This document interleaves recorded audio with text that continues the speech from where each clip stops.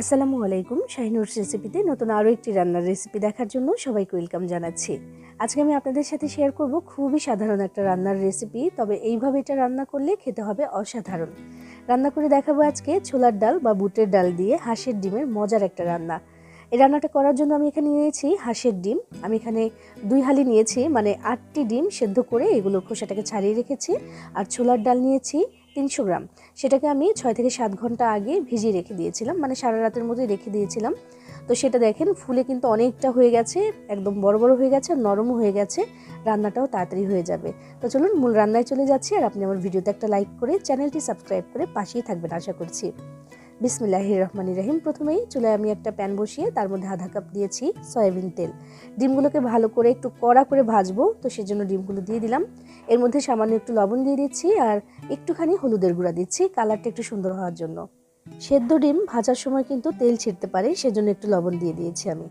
তো এবার আমি একদম কড়া করে ডিমগুলোকে লাল লাল করে ভেজে নিচ্ছি। হাঁসের ডিম একটু কড়া করে ভেজে তারপর রান্না করলে কিন্তু বেশি ভালো লাগে। তো আমি ভালো করে একটু ভেজে নিচ্ছি উল্টে পাল্টে।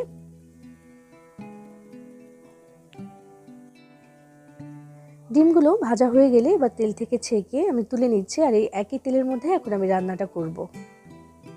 চুলার আঁচটা একটু কমিয়ে দিচ্ছি কারণ তেলটা অনেকটাই গরম হয়ে গেছে। তো এখানে এখন আমি দিয়ে দেব এলাচ আর দারুচিনি। আমি ছোট্ট 2 টুকরো দারুচিনি দিচ্ছি, আর দিচ্ছি 3টি এলাচ, আর দিচ্ছি একটি তেজপাতা। তো এগুলো দেওয়ার পরে এরপর দিয়ে দিচ্ছি এখানে আমি আধা কাপের একটু বেশি পেঁয়াজ কুচি। এবার এগুলোকে একটু ভেজে নিতে হবে লাল লাল করে। পেঁয়াজটা একটু লাল করে তারপর আমি ভেজে নিচ্ছি। ভাজা হয়ে গেলে আমি এর মধ্যে একটু পানি দিয়ে দেবো, যেহেতু কিছু মশলা দেবো এখানে, পুড়ে যেন না যায়। যে দেখেন এমন লাল করে আমি ভেজে নিয়েছি।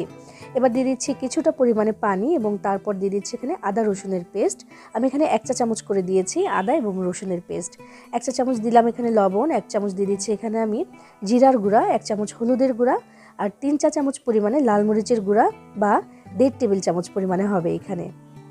তো দিয়ে দিলাম। দেওয়ার পরে এবার আমি ভালো করে মশলাটাকে কষিয়ে নেব। মশলা ভালো করে না কষালে কিন্তু তারপরে আপনি যতই পানি দিয়ে জাল করেন না রান্না করেন না কেন, এই কাঁচা মশলার গন্ধটা কিন্তু যাবে না।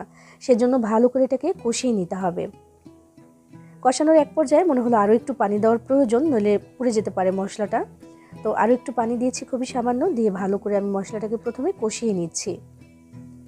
এরপর আমি এক পর্যায়ে দিয়ে দিচ্ছি এখানে টমেটো। আমার কাছে ফ্রোজেন টমেটো ছিল, আমি একটা দিয়ে দিলাম পাকা টমেটো। তো দিয়ে দিয়েছি, এটা দিয়ে নাড়াচাড়া করে ভালো করে মিশিয়ে দিচ্ছি। আর আমাদের কিন্তু মশলাটা ভালো করে কষানো হয়ে গেছে ইতিমধ্যেই, কারণ সুন্দর একটা গন্ধ বের হচ্ছে আর কালারটাও মাশাআল্লাহ খুবই সুন্দর হয়েছে। এবার এখানে আমি দিচ্ছি আগে থেকে ভিজিয়ে রাখা সেই ডালটা, ছোলার ডালটা। ভিজিয়ে রাখার ফলে কিন্তু একদম ফুলের ডাবলেরও বেশি হয়ে গেছে, নরম হয়ে এসেছে, মানে নরম হয়ে গেছে ভিজিয়ে রাখার ফলে। এটা কিন্তু তাড়াতাড়ি রান্নাটা হয়ে যাবে। এবার এই মশলার মধ্যে আমি 2 মিনিটের মতো এটাকে কষিয়ে নিচ্ছি। কষানো হয়ে গেলে এখানে পানি দিয়ে দিতে হবে একটু পরিমাপ মতো, কারণ এই যে ডালটা এটা ভালো মতো সেদ্ধ হতে হবে। আর যে ডিমটা আমি রান্না করছি ওইটা কিন্তু একটু গ্রেভি থাকবে, খুব বেশিও না কমও না, মানে একটু বুঝে দিতে হবে পানিটা। যতটা পাতলা খেতে চান এটার ঝোলটা, সেই হিসেবে পানি দিবেন। তো আমি এখানে পানিটা দিয়ে দিচ্ছি 5 কাপের মতো। এটা দিয়ে কিন্তু সুন্দরভাবে আমাদের ডালটাও সেদ্ধ হয়ে যাবে, রান্নাটাও কমপ্লিট হয়ে যাবে আশা করছি। তো আমি ভালো করে একটু নাড়াচাড়া করে বোঝার চেষ্টা করছি যে আরও একটু লাগবে কিনা পানি। দেখে যে না, আর প্রয়োজন নেই, এতেই হয়ে যাবে। এবার এই ডালটাকে সেদ্ধ হতে দিতে হবে। চুলার আঁচটাকে একটু কমিয়ে রেখে ঢাকনা দিয়ে আমি জাল করব প্রায় 15 মিনিটের মতো। বেশি বাড়িয়ে দিচ্ছি না, তাতে করে আবার ঝোলটা টেনে যাবে ঠিকই, ডালটা কিন্তু সেদ্ধ হবে না। তো সেজন্য আমি ঢাকনা দিয়ে ঢেকে চুলার আঁচটাকে একটু কমিয়ে রেখে জাল করে নিচ্ছি। প্রায় 15 মিনিট আমি এটাকে জাল করেছি, এবং তারপর আমি একটু নাড়াচাড়া করে দেখছি আর দেখিয়ে দেবো যে ডালটা কেমন সিদ্ধ হয়েছে। যে ঝোল এখন আছে আর একটু জাল করতে হবে ডিম দিয়ে, তো সেটা দিয়ে কিন্তু হয়ে যাবে। এই যে আমি দেখিয়ে দিচ্ছি, দেখেন ডালটা কিন্তু নরম হয়ে গেছে। ডিমের সাথে আরও প্রায় 10 মিনিটের মতো এটা জাল হবে, তাতে করে কিন্তু আরও গলে যাবে বা আরও একটু নরম হয়ে যাবে। তো এই পর্যায়ে আমি এখানে দিয়ে দিচ্ছি আমাদের আগে থেকে ভেজে রাখা হাঁসের ডিম। ভেজে রাখা ডিমগুলো আমি দিয়ে দিলাম এখানে। দিয়ে দেওয়ার পরে নাড়াচাড়া করে দিচ্ছি।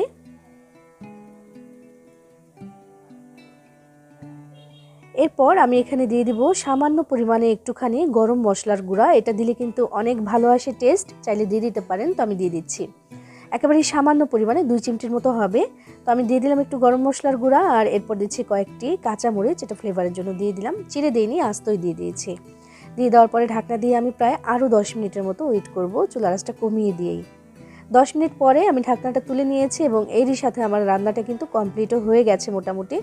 দেখেন আরও একটু শুকিয়েছে, নামানোর পরে আরও একটু শুকিয়ে যাবে, তার কারণ ডাল কিন্তু অনেকটাই ঝোল টেনে নেবে। নামানোর আগে আমি 1 চামচ ঘি দিয়ে দিলাম। এই ধরনের রান্নাগুলোর মধ্যে আমি একটু ঘি দিতে পছন্দ করি, সুন্দর একটা স্মেল পাওয়া যায়, ভালো লাগে খেতে। আর দিয়ে দিলাম কিছুটা পরিমাণে ধনিয়া পাতা কুচি, দিয়ে চুলাটা আমি বন্ধ করে দিয়েছি। আর টানানোর দরকার নেই ঝোল, ওই যে বললাম ঠান্ডা হওয়ার পরে কিন্তু আরও একটু টেনে যাবে ঝোলটা, ডালের কারণে এটা হবে। তো আমার রান্নাটা হয়ে গেছে, আমি চুলা থেকে নামিয়ে এটাকে সার্ভ করে দিচ্ছি। এবং এরই সাথে তৈরি হয়ে গেল ছোলার ডাল এবং ডিম দিয়ে তৈরি অসাধারণ মজার একটা বাঙালি রান্না। এভাবে রান্না করে খেয়ে দেখবেন, গরম ভাতের সাথে আর কিছুরই প্রয়োজন হবে না। সবাই ভালো থাকবেন, সবার জন্য সবাই দোয়া করবেন। আল্লাহ হাফেজ।